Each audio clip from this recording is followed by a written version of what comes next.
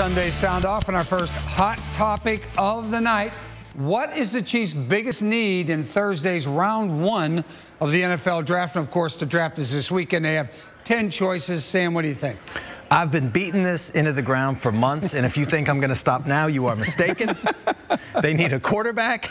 They need a quarterback. They need a quarterback. This has to stop, this whole trading for other people's backups thing. There are 4 quarterbacks who a lot of people like, who think, aren't ready to play in 2017, but given a year with good coaching, in a good system, could be good quarterbacks down the road. The Chiefs think they have good coaching, a good system. This is the time to do it. Please draft a quarterback. Blair. I think they will draft a quarterback. I don't know if it'll be the first round, but we'll see. They've drafted quarterbacks before. We've Kevin Hogan and Aaron Murray. They've had quarterbacks before, but I think, with the news this week of Jay Howard not being with the team, I think I look at the middle of the defense now at nose tackle, no Dontari Poe, and an inside linebacker with Derek Johnson coming back from his second Achilles injury. I'm a little concerned about the middle of the defense, especially when you think about how they lost the playoff game against the Steelers, how the Steelers gashed them up the middle with Le'Veon Bell. I think we're going to see them take an interior defensive lineman and an inside linebacker on the first 2 days. Well, that's and maybe a quarterback. Maybe those will be the 3. But think about this: the draft is rich in rush ends and cornerbacks. I do believe the Chiefs will be able to wait a little bit before taking either one of those. Soren? They're both right, actually. You said Sam was right? Yeah. Somebody mark that. The sun shines on Sam every once in a while. I don't know if I can complete that phrase there. I'll take it, Soren. I love you too. You're the best, Sam. But no, Sam's absolutely right. Look, unless you have your Aaron Rodgers, your Tom Brady, that is priority number 1. That is your biggest need. Now, the problem is just because it's your biggest need doesn't mean it's where you take your first pick. You got to have a guy that you really, truly believe is going to be that guy, because taking a quarterback number 1 and getting nothing from him could set you back a long way. Look at the Cleveland Browns. They've drafted numerous quarterbacks. I think it's hysterical. I talk to people in Cleveland. I say, well, so do you want a quarterback? No, anything but a quarterback. Please, just no quarterbacks. That's the only thing. Just don't draft a Buffalo. Hey, you guys want a quarterback? No quarterbacks. Anything but a quarterback. So it just depends on what you've had your nose bloodied on as to what it is you want. I agree. If you've got a guy that you're convinced on, and I know we've got a topic we're going to get to a little bit deeper on this, then you go get him. All right, I think that's the one. I don't know if the Chiefs will have that guy. If it's not if it's not quarterback, if they're content to just let it fly with Alex Smith, then I think it's middle linebacker. And I think some good news is coming out. Reuben Foster had a diluted urine sample. When he was at the Combine, he's, I think, one of the best middle linebackers to come out since maybe Patrick Willis came out and went to the 49ers and was on his way and probably did have a Hall of Fame career. We'll see if he gets voted in. But I think this guy can really play, and I think he's on the slide, and maybe there at 27. It might be kind of a dream come true scenario for the Chiefs if they don't believe in one of those quarterbacks Sam was talking about. All right, and of course, we're talking quarterbacks, our second hot topic of the evening. If quarterback Patrick Mahomes or Deshaun Watson is available, or they're both available, you can pick which one. Blair? Well, first, I certainly like Soren's comment on Reuben Foster. He's, I saw him play a couple times this past season and just thought he was the best college football player that I saw the entire season. So if he's there at 27, that's the inside linebacker solution for me.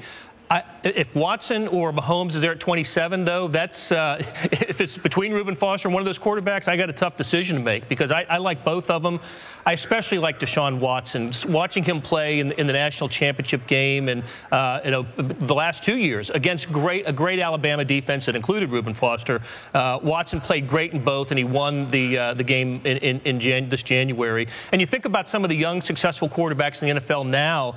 They played and won that game, that college football championship game. Jameis Winston for Florida State in 13, and Cam Newton for Auburn 3 years earlier than that. So at least, I think Watson, may not have some of the skill set of Trubisky or Pat Mahomes, but I just think he's a winner, and I think whoever gets Watson is going to really appreciate that choice in a few years. Soren? First of all, I like how you phrased the question there, Frank, because Mitch Trubisky from North Carolina and Deshaun Kaiser from Notre Dame are being talked about as first-rounders as well, and I think they've each got fatal flaws, at least for me, as far as drafting a quarterback in the first round. Only 13 starts from Trubisky. And Deshaun Kaiser not winning. I mean, how do you not win at Notre Dame with that kind of talent? There's clearly something fundamentally missing, and those kind of things, to me, you push those guys on down the board. These are the two guys that I think you've mentioned that I think have this shot to warrant a first-round draft pick if you're the Kansas City Chiefs. Maybe even moving up 6, 7, 8, 9 spots to go get him with some of those extra picks that they've got.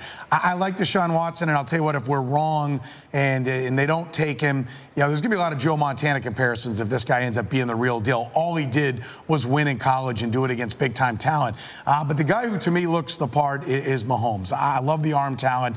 He's got a rifle. He's got a gun. He's not afraid to go down the field. And I'd rather have a guy that you've got to coach into making the smart decision than someone you've got to push the ball down the field. Deshaun Watson did a lot of throwing the ball underneath, a lot of scheming went on there at Clemson. So I like the upside on Mahomes. I think it's a total boomer bust. He may do absolutely nothing, may fall on his face and be a turnover factory. But if you can harness that talent, I think there's some Brett Favre in this kid, and I think you might have the kind of guy that makes those big plays and can become an elite talent. All right, here it is, Sam. I lobbed it up. I hit it to there it is. Go get it. Yeah, I thought about just saying yes repeatedly for like 30 or 45 seconds, however much time you have here. I don't disagree with anything that Blair or Soren said. Reuben Foster, I saw in person once in the SEC championship game. Totally agree.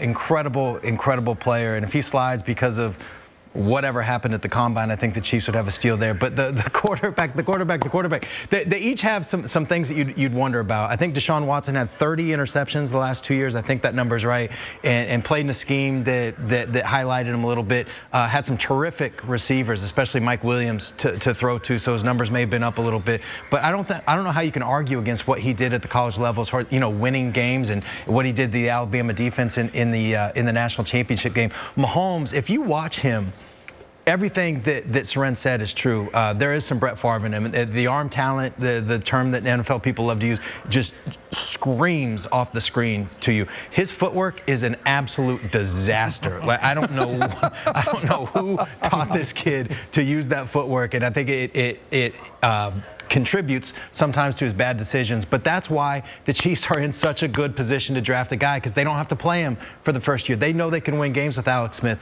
And if Andy Reid and those guys are as good a quarterback coaches as everybody says they are, they can coach that stuff out of Pat Mahomes, and they can coach 30 interceptions the last 2 years out of Deshaun Watson.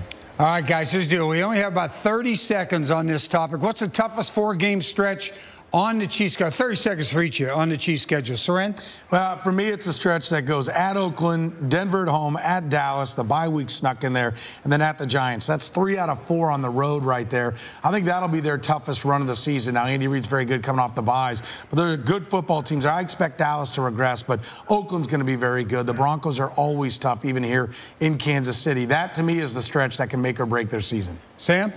Yeah, as much as I hate to agree with Soren this much on the show, I think that's the answer. If you want to go, like, I don't know if the bye week, if we can count that, if you want to take the bye week out, even the game before that, so it would be the Steelers at home, then at Raiders, Broncos at home, at Cowboys, so that's another 4-game stretch there. Right. Blair, and so they have that short week, too. The Raiders are Thursday, and then Steelers are on Sunday. Go ahead. Well, one thing, I just wonder where the Raiders' hearts and minds are going to be with the uncertainty of where the team is going to be the following season. We know it's not going to be in Oakland in a few years, but they don't know even next year where the team's going to play. You wonder how that might affect the Raiders this year.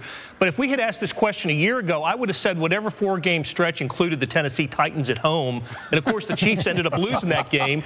That's how uncertain the NFL schedule is. You just any 4-game stretch, you can go 4-0 or 2-2, and it doesn't seem to matter. Yeah, and they started out 2-2 last year and ended up 12-4. So they had a pretty doggone good run. Okay, and of course the schedule, you never know whether it's really as good as it looks, or if it's easier than it looks, or whatever, until they really get in there and start playing games. So we'll see. Up next, we're going to get some final thoughts from the panel. It's their time to sound off on anything that's on their minds. You're watching Sunday Sound Off.